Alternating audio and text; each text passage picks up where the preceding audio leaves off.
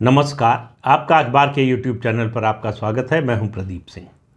मणिपुर में जो हिंसा हुई है पिछले 2-3 दिन पहले, उसमें लगभग 54 लोगों की मौत हो गई। अभी 2 दिन से शांति है, कोई हिंसा की घटना नहीं हुई है। आर्मी का फ्लैग मार्च हुआ है, उसके अलावा असम राइफल्स की तैनाती हो गई है और स्थिति नियंत्रण में है। लेकिन ये हुआ क्यों? ये शुरुआत हुई आरक्षण के मुद्दे से। आरक्षण का मुद्दा क्या था और क्यों उठाया गया, और उस पर हाई कोर्ट का जो निर्देश था उसकी वजह से क्या फ़र्क पड़ा, क्या असर हुआ उसका, ये सब बात करूँगा। पहले हम समझ लें मणिपुर की भौगोलिक, राजनीतिक और सामाजिक स्थिति को। मणिपुर देखिए 2 हिस्सों में बटा हुआ है, पहाड़ी हिस्सा और वैली का हिस्सा जो घाटी का हिस्सा है, और यहीं से समस्या की शुरुआत होती है। जो पहाड़ी हिस्सा है वो जो पूरा भौगोलिक क्षेत्र है मणिपुर का, उसका 90% है, और जो वैली है वो 10% है। एक असंतुलन जो है भौगोलिक ये है, इसी से शुरुआत बहुत सी चीज़ों की हो रही है। तो ये जो 90 और 10 है, अब आप देखिए इसमें आबादी का जो है वो बंटवारा कैसा है। जो 90% भूभाग है उस पर प्रदेश की 43% यानी 43% आबादी रहती है, और जो 10% है भूभाग, उस पर प्रदेश की 57% 57% आबादी रहती है। तो एक असंतुलन ये, जो पहाड़ पर 43% आबादी है उसमें कुकी और नगा हैं, जिसमें मेजॉरिटी कुकीज़ की है और उसके अलावा नगा है। जो नागालैंड के लोग हैं यानी नगा हैं, वो चाहते हैं कि उनका हिस्सा जहां वो रहते हैं उसको नागालैंड में मिला दिया जाए।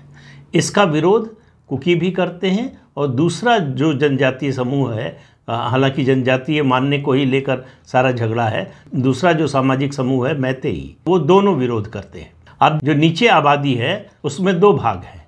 एक भाग है 41.3% मैतेई हैं, और उसके अलावा पांगल हैं जो मुसलमान हैं, जिनको वहाँ पांगल कहा जाता है।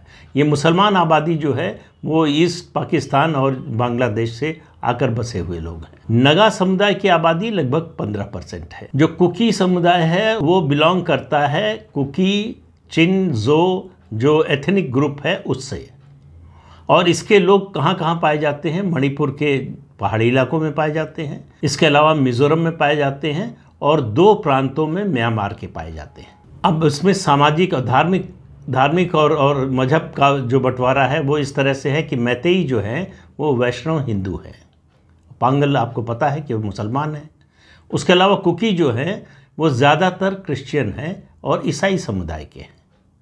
नगा और कुकी दोनों, उनको एसटी स्टेटस मिला हुआ है। तो अब समस्या कहाँ से शुरू होती है? समस्या की शुरुआत होती है कि जो कुकी और नगा हैं जो पहाड़ पर बसे हुए हैं, जो 90% भूभाग पर बसे हुए हैं, वो नीचे आकर वैली में ज़मीन खरीद सकते हैं, बस सकते हैं वैली में, लेकिन मैतेई और पांगल जो है वो पहाड़ पर जाकर नहीं बस सकते।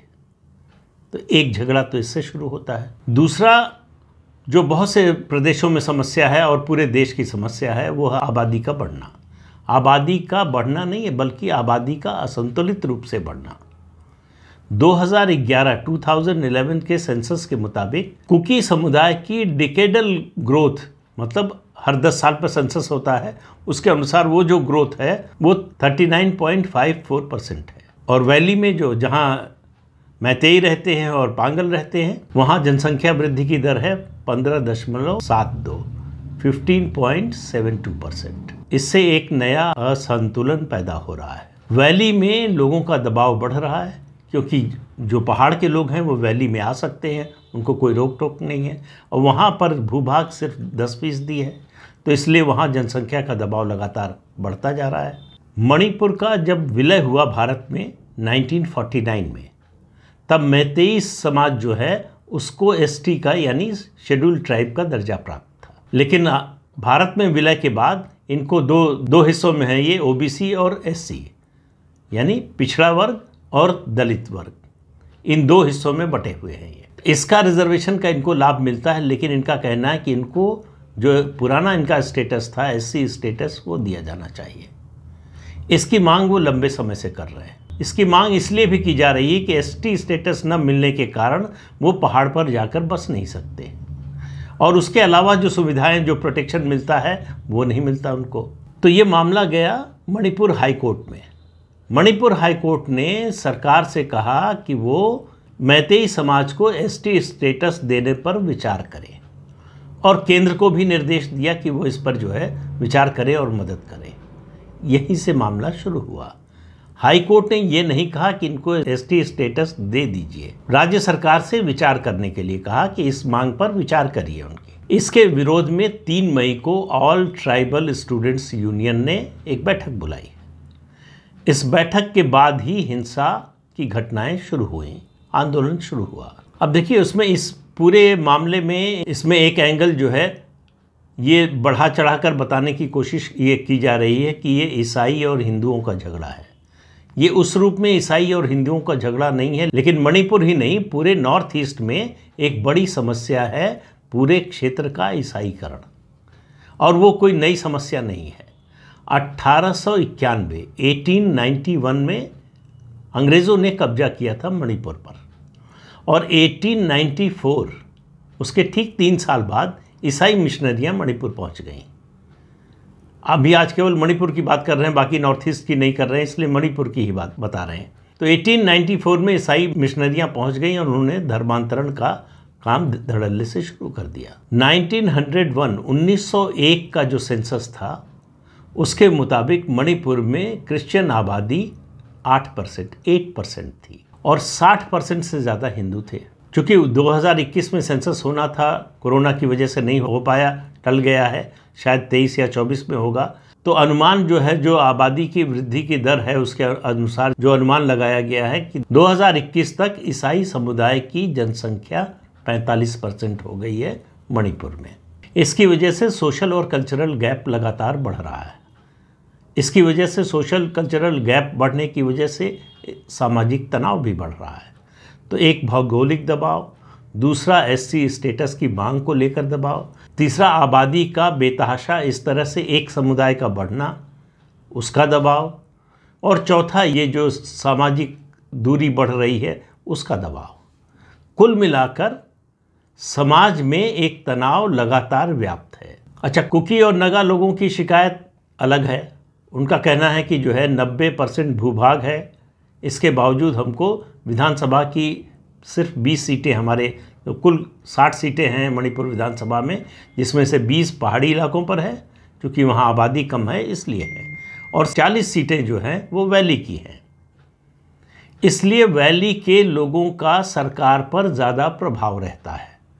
ये शिकायत का एक कारण है कुकी और नागा लोगों का। अब ये इतनी समस्याओं में एक समस्या और, जिसको कहते हैं कोढ़ में खाज, वो ये कि म्यांमार से घुसपैठ कर रहे हैं कुकी समुदाय के लोग, और घुसपैठ कर रहे हैं इतने तक नहीं है, बल्कि जो फॉरेस्ट लैंड है, रिजर्व फॉरेस्ट लैंड, उस पर कब्जा कर रहे हैं। वहाँ अफीम की खेती की जा रही है। पिछले दिनों सरकार ने उस अफीम की खेती को पूरी तरह से नष्ट कर दिया और वहाँ पर फल और सब्जी लगाने का काम शुरू कर दिया। इसका भी विरोध है। अब ये कुकी की समस्या यहीं तक नहीं है। ये सामाजिक तनाव, ये भौगोलिक असंतुलन, आबादी का असंतुलन, इसके अलावा कुकी समुदाय की ये जो लोग म्यांमार से आ रहे हैं, ये मिल गए हैं जो मिलिटेंट्स हैं उनसे, मिलिटेंट संगठनों से मिल गए हैं, और ये पूरी तरह से हथियारबंद हो गए। इनके पास अत्याधुनिक हथियार हैं और ये मैतेई लोगों की हत्या कर रहे हैं। जब तब हमला करते रहते हैं। दिन पर दिन ये समस्या बढ़ती जा रही है। तो कुल जो विरोध है मैतेई लोगों का, वो मुख्य रूप से दो है। एक, फॉरेस्ट लैंड पर जिस तरह से कुकी समुदाय का कब्जा हो रहा है, और एसटी स्टेटस का जिस तरह से दुरुपयोग कर रहे हैं। अब मुझे मालूम नहीं, मैं पता नहीं कर पाया इस वीडियो को बनाने से पहले तक कि क्या नॉर्थ ईस्ट के कुछ प्रदेशों को इस तरह की छूट मिली हुई है, क्योंकि अगर आप धर्म परिवर्तन कर लेते हैं तो आपका SC ST स्टेटस चला जाता है, फिर आपको आरक्षण नहीं मिलता है। तो क्रिश्चियन बनने के बाद भी, ईसाई बनने के बाद भी कैसे ST स्टेटस बरकरार है, इसके बारे में थोड़ा और पता करना पड़ेगा। तो उसके लिए माफ़ी चाहता हूँ।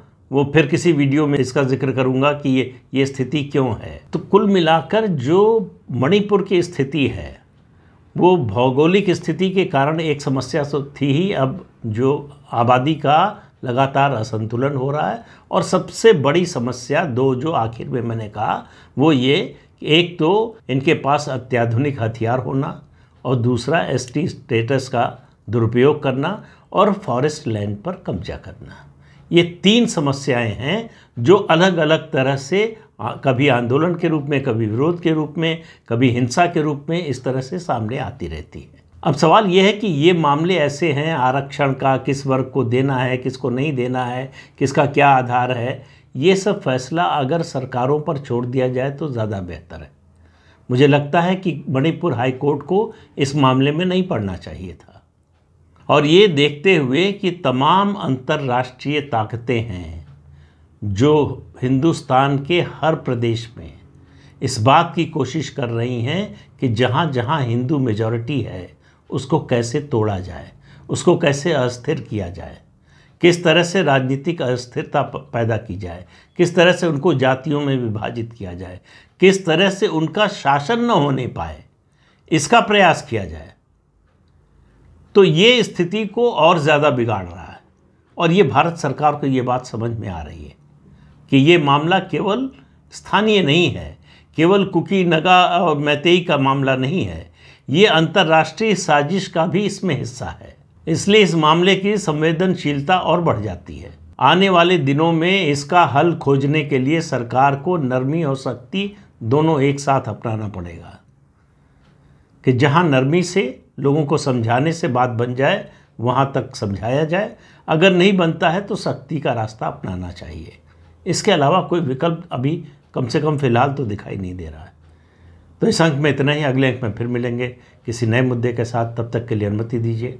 आपसे अनुरोध है कि चैनल देखिए, शेयर कीजिए, लाइक कीजिए और सब्सक्राइब ज़रूर कीजिए। नमस्कार।